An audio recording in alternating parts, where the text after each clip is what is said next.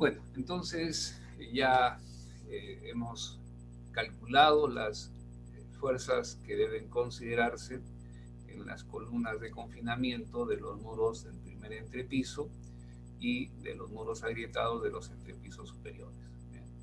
Entonces ahora ya viene el diseño propiamente dicho, y el diseño consiste en determinar la sección de concreto, la cantidad de refuerzo vertical y la cantidad de estribos que debe llevar la columna.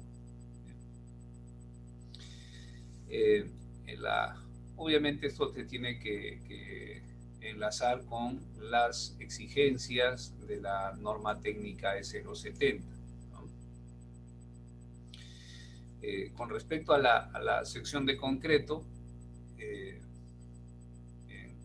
notarán que dice eh, que debe tomarse la mayor sección de concreto que proporciona el diseño por compresión o el diseño por corte fricción, pero no menor que 15 veces el espesor de la columna. Este 15, digamos, me parece que ha sido un error por parte de los reglamentadores, debería ser 25 veces, ¿ya? Y esto tiene su explicación, recuerden en que, digamos, si por acá tenemos la columna, ¿bien? El refuerzo de la columna, y este es el muro, ¿no? Entonces, esta dimensión de la columna tiene que ser mayor o igual que 25 centímetros. Y esta otra dimensión, por eso debería ser mayor o igual que 25 veces D. Ahora, el peralte de la columna, que es 25 centímetros como mínimo, si ustedes recuerdan, es para lograr el refuerzo longitudinal de la viga solera desarrolle, ancle dentro del núcleo de la columna. El desarrollo del refuerzo horizontal de la viga solera está acá más o menos. Bien. Y miren, en los extremos discontinuos, sobre todo, el anclaje se hace mediante esta porción recta y este doblez de 90 grados. Me estoy refiriendo a la barra, ¿no? Bien. Y hemos dicho que para que, bueno, aquí hay una longitud de anclaje que se llama LDH, que se puede calcular, ese LDH aprox es el diámetro de la barra por FY entre 17.2 o 1 raíz de F'(c). ¿Bien? Entonces se puede calcular, depende del diámetro de la barra. Esa es la longitud que necesitamos que la barra quede dentro del núcleo de la columna para que ancle adecuadamente, esté anclada y la barra no se desprenda cuando sea solicitada por fuerzas de tracción, ¿no? Necesitamos que ancle esta cantidad para que el acero pueda desarrollar su resistencia a la fluencia, es decir, que en el momento de la falla el esfuerzo en el acero se iguala a F. Bien, además hemos dicho que, bueno, en esta imagen aparece que a efectos de que el refuerzo longitudinal de la viga solera ancle adecuadamente, tomando en cuenta el recubrimiento, necesitamos que el peralte de la viga solera sea aproximadamente 20 veces el diámetro de la barra longitudinal de la viga solera, la de mayor diámetro, obviamente, ¿no? Y de la experiencia que se tiene en el diseño, bueno, la viga solera, pues las barras de la viga solera, el diámetro no va a ser más de media pulgada, es decir, 1.27 centímetros. Entonces, la columna necesita tener un peralte, ¿bien?, en el plano del muro, que sea aproximadamente 20 veces 1.27. De aquí da más o menos 25 centímetros. Es así como resulta esos 25 centímetros, ¿no? Entonces, eso, digamos, se requiere en el caso de las columnas, ¿no? Y bueno, estos 15 centímetros que aparecen en la norma técnica E070 se fijaron básicamente como digamos, el peralte mínimo que debe tener la columna para que desarrolle el refuerzo horizontal del muro, ¿no? El refuerzo horizontal es este, ¿no? El que va dispuesto a cierta cantidad de hiladas y va de largo a largo, ¿no? O para que desarrollen también las mechas. Entonces, para que anclen adecuadamente las mechas o estas barras. Recuerden que estas barras están sometidas a fuerzas de tracción y por lo tanto necesitan anclarse dentro del núcleo de la columna, ¿no? Entonces ahí se necesita, en ese caso, pensando que el diámetro de la barra es de más o menos un cuarto de pulgada, un cuarto de pulgada, y tomando en cuenta el recubrimiento y todo lo demás, se necesita que esto sea aprox 15 centímetros. Entonces, estos 15 centímetros que aparecen en la E070 estaban pensados básicamente en el desarrollo del refuerzo horizontal del muro y no más en el desarrollo del refuerzo horizontal de la viga solera. Bien, entonces, obviamente, domina el desarrollo del refuerzo de la viga solera. Por eso necesitamos 25 centímetros, ¿no? El área de concreto que se requiere para soportar las fuerzas de compresión está definida en función de esta expresión. AN es el área del núcleo de la columna. ¿Qué es el núcleo de la columna? Es todo este concreto que queda dentro de los estribos o dentro del estribo. Toda esta porción de concreto se llama el núcleo. La idea es la siguiente, ¿no? Que cuando el muro se solicite a sismo, bueno, va a haber este movimiento de izquierda a derecha, derecha a izquierda, y ese movimiento va a introducir grandes esfuerzos de compresión en la columna que luego van a generar la pérdida del recubrimiento. Entonces el recubrimiento se pierde y el único concreto que queda para resistir los esfuerzos de compresión será aquel que queda dentro de los estribos. Esta es la parte más importante del concreto, lo que queda dentro del estribo. ¿Estamos? Entonces a eso se llama el área del núcleo. Bien, o el núcleo. Bien, o el núcleo, ¿no? Entonces la sección del núcleo requerida para resistir compresión se desprecia el aporte del recubrimiento, queda en función de la cantidad de refuerzo vertical. Miren, a su vez aquí es la cantidad de refuerzo vertical que va a llevar la columna y que por ahora se desconoce. Y el área requerida para resistir el cortante mediante este mecanismo de corte-fricción, miren, queda en función de esto, ¿no? Que es muy sencillo de cuantificar. Miren, el VC de la columna, el 0.2 de F'C y multiplicado por este factor de resistencia que es de 0.85. Aquí quisiera mencionar lo siguiente y ojalá se entienda lo que voy a indicar, ¿no? Se supone que ustedes ya, la mayoría llevó el curso de concreto reforzado, ¿bien? Y recuerden que en concreto reforzado, el cortante resistente,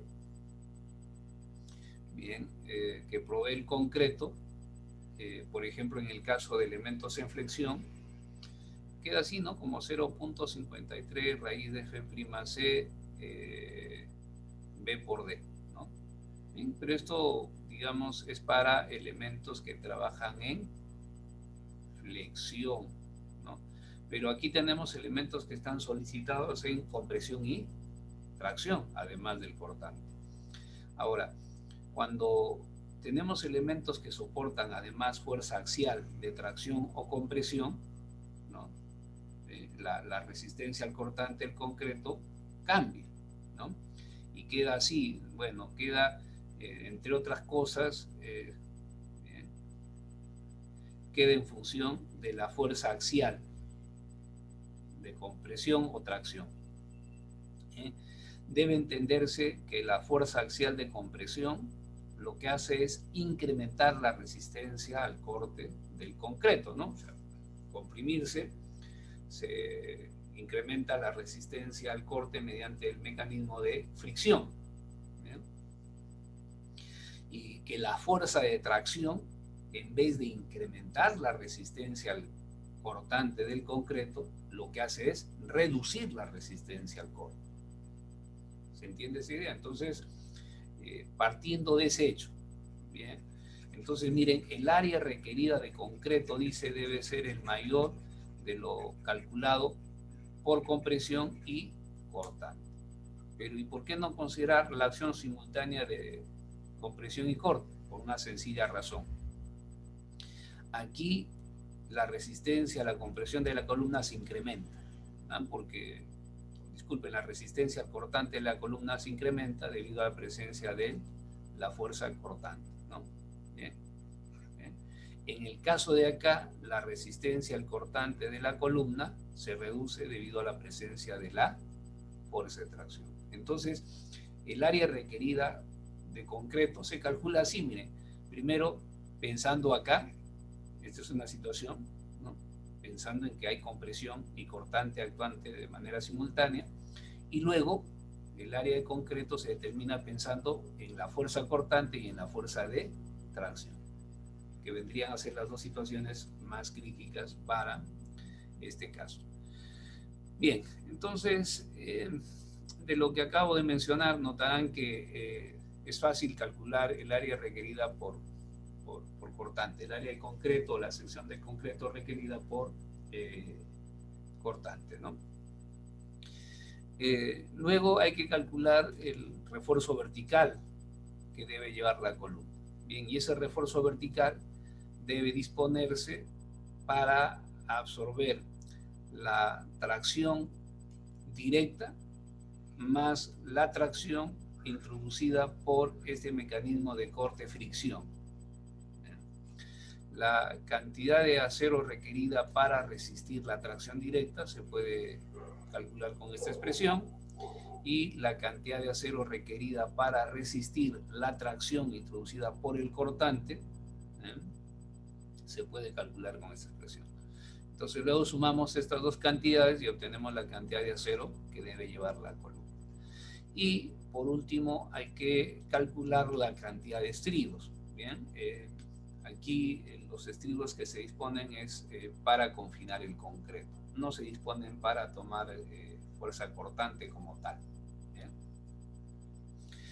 Bien, entonces en función de lo que acabo de mencionar, vamos a organizar los cálculos. Bien, ¿cómo lo vamos a organizar? Primero hay que partir del hecho de que ya la sección de concreto de la columna se tiene predefinida, es decir, como parte del dimensionamiento se ha definido para estas columnas dimensiones tentativas. ¿Bien? Voy a tomar como referencia la columna C3. ¿Bien? En la columna C3, digamos, en la etapa del dimensionamiento preliminar, se le ha dado un peralte de 25 centímetros. ¿Bien? Y la otra dimensión será de 13 centímetros. Bien, entonces ya tengo la sección de concreto. Lo único que tengo que hacer ahora es verificar que esa sección de concreto sea capaz de tomar la fuerza de compresión o la fuerza cortante. ¿Bien?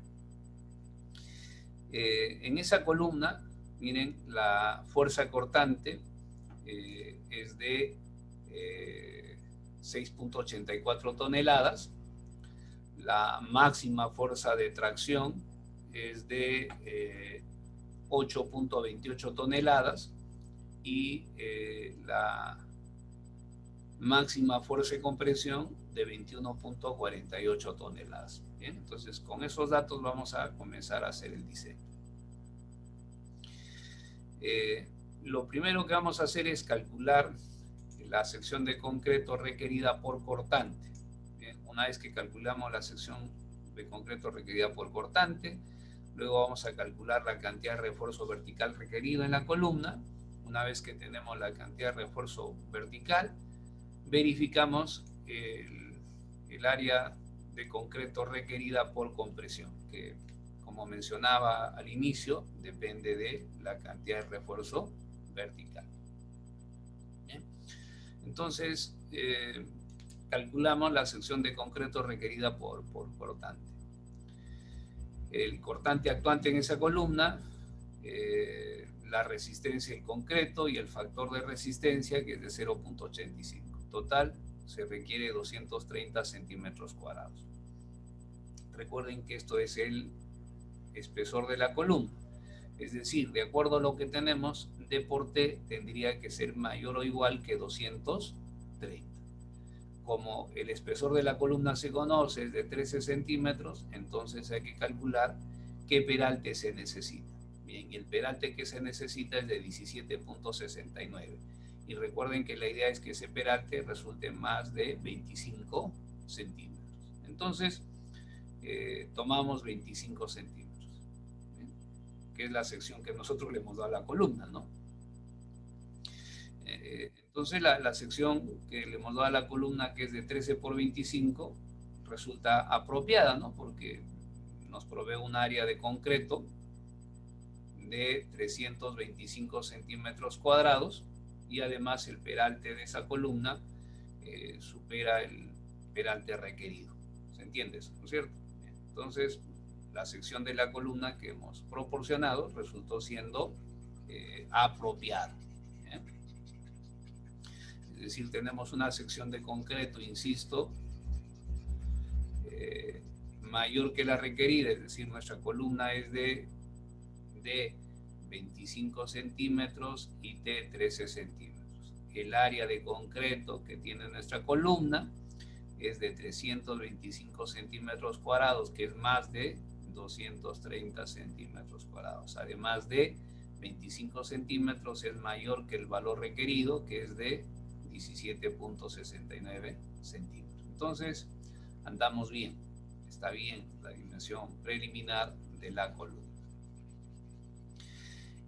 Luego vamos a calcular el área del núcleo que tiene esa columna. Para eso, miren, necesitamos conocer el recubrimiento. Entonces, el recubrimiento es de 2 centímetros en el caso de que el muro sea tarrajeado y de 2,5 centímetros en el caso en que el muro sea cara vista. En este caso voy a considerar el muro tarrajeado. Bien, entonces para determinar el área del núcleo hay que definir el espesor del núcleo. Bien, entonces el espesor del núcleo será los 13 centímetros menos 2 veces el recubrimiento. Y 13 menos 2 veces el recubrimiento queda 9 centímetros, ¿no? Y la otra dimensión del núcleo, que le estoy llamando D sub n, será los 25 centímetros menos 2 veces el recubrimiento, 21 centímetros. El área del núcleo que tiene la columna que nosotros estamos proponiendo, con las condiciones ya indicadas, es de 189 centímetros cuadrados. Aquí, bueno, esta imagen que he colocado en la parte inferior tiene que ver con el anclaje de los estribos. Los estribos pueden ser anillos rectangulares, sunchos. Este es un anillo rectangular, un suncho. En el caso de los anillos rectangulares, por lo general, el estribo trabaja en tracción. Estas ramas están trabajando en tracción, por lo tanto necesitan anclarse. Bien, y el estribo se ancla en el núcleo del concreto, o en el núcleo de la columna, mediante estos dobleces estándar de 135 grados. Estos ganchitos de acá sirven para anclar el estribo dentro del núcleo de la columna. No tienen otra función que no sea la que estoy indicando ahí, ¿no? Y bueno, en realidad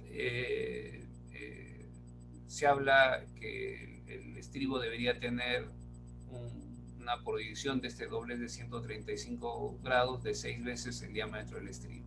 Bien, bien, que si nosotros pensamos que esta columna es de 13 centímetros, miren, estos ganchitos van a quedar por acá más o menos, ¿no? Y imagínense lo que va a suceder con el agregado.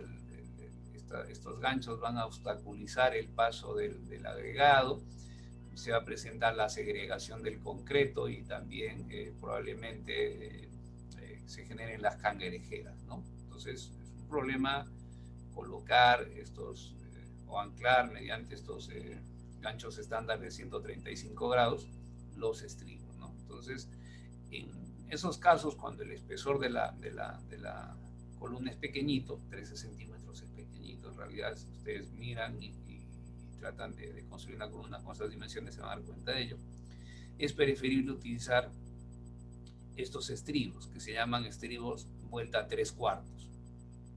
¿Bien? Entonces, este estribo de acá tiene un comportamiento casi similar a los estribos de acá. ¿Bien? Entonces, esto será en el caso de muros que tienen espesores o de columnas que tienen espesores muy reducidos, ¿no? Para una columna de un muro de cabeza no hay ese problema, pues, ¿no? Si no se presenta. Bien. Bueno, entonces luego aquí vamos a ya verificamos que la sección de la columna es apropiada. Aquí lo que vamos a hacer es calcular el refuerzo vertical. Recuerden que ese refuerzo vertical debe soportar la acción combinada de corte, fricción y tracción. Bien, este efecto de corte-fricción voy a tratar de explicarlo, pero les sugiero que lo revisen y lean la norma técnica de 060, el ACI 318, y aún más, digamos, para mejor entendimiento, las especificaciones AASHTO, ahí está más que claro, ¿no? Y si no lo entienden, bueno, en la internet hay un montón de videos en los que se muestra la falla por corte-fricción, para que aprecien qué es lo que sucede, ¿no? Este mecanismo de corte-fricción, bien, siempre se debe considerar en un plano donde existe una fisura potencial, o digamos, donde hay una interfase entre diferentes materiales o entre dos concretos vaciados en diferentes momentos. Tal vez por ahora veamos lo de acá, ¿no? Concretos de diferentes edades. Bien, voy a remitirme a esto, ¿no? Miren, digamos que este es el techo, el nivel superior del techo. Bien. Y bueno, estas dos líneas representan el techo, esto está fuera de escala, ¿no? Y este elemento rectangular representa la columna. ¿Bien? Entonces, recuerden que nuestro proceso constructivo de todas maneras va a generar las puntas frías, que es las que conocemos, ¿no? La estructura pierde continuidad, ¿no? Entonces, el concreto, digamos, se vierte hasta acá, ¿no? Luego encoframos la columna del segundo entrepiso y vertimos el concreto, y luego tenemos aquí dos concretos de diferentes edades. La superficie de contacto no es lisa, ¿no? La superficie de contacto es rugosa, bien, es rugosa.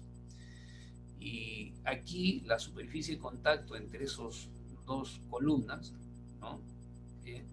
Está idealizada mediante digamos, partes cóncavas y convexas, ¿no? que forman una superficie ondulada. En esta superficie ondulada, que es una representación esquemática, esto es el valle y esto vendría a ser la cima, ¿bien?, de la superficie. Bueno, se supone que antes de aplicar las cargas, digamos, la columna superior y la columna inferior están calzadas perfectamente, es decir, estos dos bordes verticales coinciden, ¿no? Antes de aplicarse las cargas, están ahí a plomo, ¿bien? Es decir, engrampa perfectamente la columna de arriba con la columna de abajo. ¿Sí? ¿Se entiende eso, no es cierto? Y cuando ocurre el sismo lo que va a tender es a separar esos dos elementos. Entonces, digamos que el de abajo se mantiene en su sitio y el de arriba se mueve, la columna de abajo se mantiene en su sitio, la de arriba se mueve.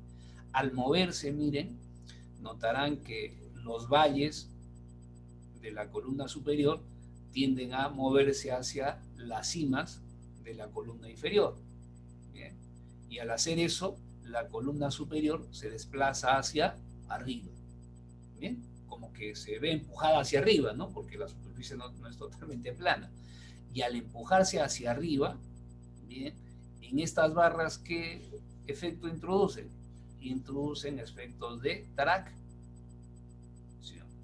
Estos son las tracciones que genera este mecanismo de corte-fricción. Entonces, el deslizamiento relativo entre estos dos elementos de concreto reforzado a diferentes edades en el acero va a introducir esfuerzos de tracción. ¿Bien? Bueno, y por acá tienen ustedes para leer el resto, ¿no? Lo importante es que entiendan que el cortante va a introducir fuerzas de tracción que tendrán que sumarse a las fuerzas de tracción introducidas por la acción combinada del sismo y las cargas de gravedad. Bien, entonces el acero requerido para resistir las tracciones introducidas por ese mecanismo de corte-fricción se puede valorar con esta ecuación, que es VC, FY, U, Φ. U es un coeficiente de fricción que depende de cómo va a ser la junta. Si la junta es tratada, o sea, es 1, si la junta no tiene tratamiento, 0,80. ¿Qué significa que la junta sea tratada? Bueno, vertimos el concreto de la columna. Bien, acá se vierte el concreto, luego el concreto endurece un poco y nos dedicamos a limpiar todas las rebabas que deja el concreto. No solamente en el concreto, sino también en el acero, ¿no? Y luego, de manera intencional, con un rotomartillo, comenzamos a escarificar la superficie, ¿no? Escarificar significa esto, dejar una superficie irregular, ¿no? Bien, ¿cuál es la intención de esta superficie irregular? Obviamente mejorar la adherencia entre esos dos concretos de edades diferentes, mejorar la resistencia a la fricción. ¿Bien? Entonces, esa es una junta con tratamiento. Pero lo que acabo de mencionar suena bonito, en obra no se hace, ¿no? Es muy, muy difícil o complicado, ¿no? Porque la gente quiere avanzar, el residente está apurado por valorizar y les importa un pepino, ¿no? Entonces, yo creo que cuando se efectúa el diseño siempre vayamos por esta situación que resulta siendo la más desfavorable, es decir, considerar un U de 0,80 y en las especificaciones, ustedes digamos, en las especificaciones técnicas de los planos colocarán las juntas deben ser tratadas, ¿no? Es decir, colocarán entre paréntesis eliminar la lechada de cemento y escarificar el concreto, ¿no? Y bueno, los cálculos lo hacen con 0,80 para de algún modo tomar su margen de seguridad. La cantidad de acero requerida para absorber los esfuerzos de tracción será T, FY, Φ. T es la fuerza de tracción, ¿bien? FY es la resistencia del acero. El factor de resistencia es de 0,85 y luego hay una cantidad mínima de acero. Esta cantidad mínima de acero tiene una razón, ¿no? Y que ojalá, digamos, les motive a que revisen, ¿no? Porque en una columna se coloca una cantidad mínima de 1%, ¿no? ¿Por qué? ¿Cómo salió esto, no? Bien, yo me acuerdo mucho de esto porque me hicieron una pregunta